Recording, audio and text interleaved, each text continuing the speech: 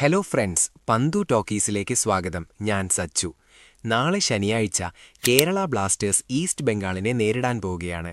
പക്ഷെ സത്യം പറയാമല്ലോ, ബ്ലാസ്റ്റേഴ്സിന്റെ ഇപ്പോഴത്തെ ഫോം വളരെ ശോകമാണ്. നമ്മൾ ഫാൻസ് പ്രതീക്ഷിക്കുന്ന ആ ഒരു ഫൈറ്റിംഗ് സ്പിരിറ്റ് ഗ്രൗണ്ടിൽ കാണാനില്ല. കഴിഞ്ഞ മാച്ചിൽ ചെന്നൈയിൻ എഫ്.സിയോട് 1-0 നമ്മൾ തോറ്റത് അതിൻ്റെ ഏറ്റവും വലിയ ഉദാഹരണമാണ്. ഡിഫൻസിലെ പാളിച്ചകളും അറ്റാക്കിങ്ങിലെ ഐഡിയ ഇല്ലായ്മയും എടുത്തു കാണിക്കുന്ന ഒരു പെർഫോമൻസ് ആയിരുന്നു അത്.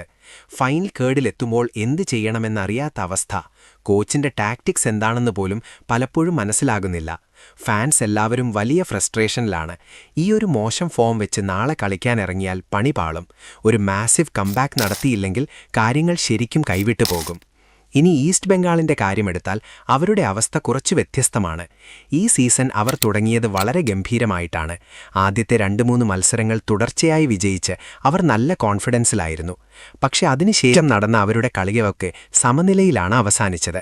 ഒരു വിന്നിംഗ് സ്ട്രീക്ക് നിലനിർത്താൻ അവർക്കും സാധിച്ചിട്ടില്ല. എങ്കിലും വിജയവഴിയിലേക്ക് തിരിച്ചുവരാൻ അവർക്കും നാളത്തെ മാച്ച് വളരെ നിർണായകമാണ്. അതുകൊണ്ട് തന്നെ ബ്ലാസ്റ്റേഴ്സിന്റെ ഇപ്പോഴത്തെ ആ ഒരു ഡിഫൻസീവ് വീക്ക്നെസ് മാക്സിമം മുതലാക്കാൻ തന്നെയാകും അവർ പ്ലാൻ ചെയ്യുന്നത്. ബ്ലാസ്റ്റേഴ്സിന് ഇതൊരു ഡൂ ഓർ ഡൈ സിറ്റുവേഷനാണ്.